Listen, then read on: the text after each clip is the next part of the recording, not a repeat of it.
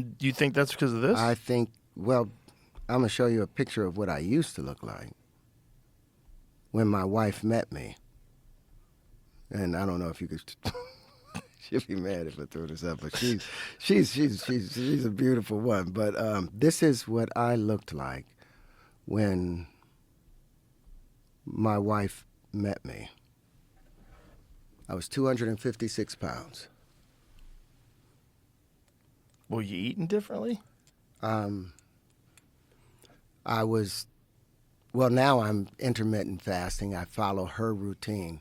But she turned me from that into this. It's like she shined up. Yeah, you look within me. about 15 years younger now. Yeah, and that's because of her. I still smoke my cigarettes. Why do you do that? I'm a crackhead. I don't know. I don't know. Everybody has to have some vice. Like Alan Watts said, you got to have some balance of beneficence and rascality to you. We have a fan in here, by the way. If you wanted to smoke in Yeah, here, no. you're more than welcome to. I don't trust people, that walk around, people get so offended by gurus a lot of times and yogis because they think they're these calm and passive people. And when they get angry, they're like, oh, that was a directed anger. That was a purposeful anger to wake you up to something. And then they find out they have a girlfriend.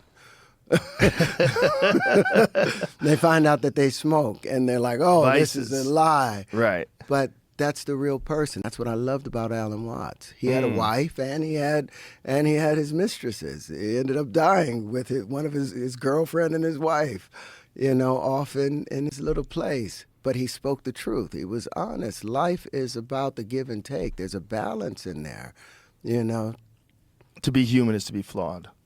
It's to be beautiful. Yeah, it's part of the beauty of us. And it's part of why we create. I don't think you create from a perfect place of enlightenment.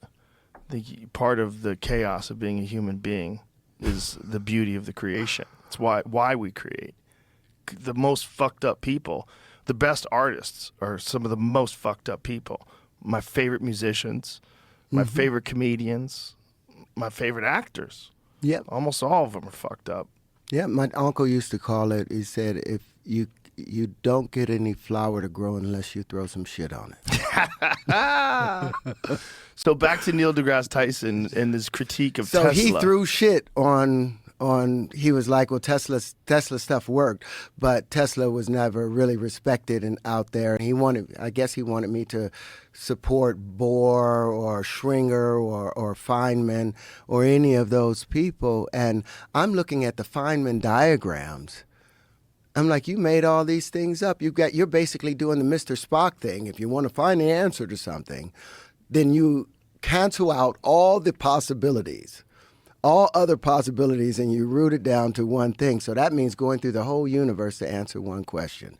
And that's the problem with probability. That's the problem with Heisenberg uncertainty. That's the problem with Schrodinger.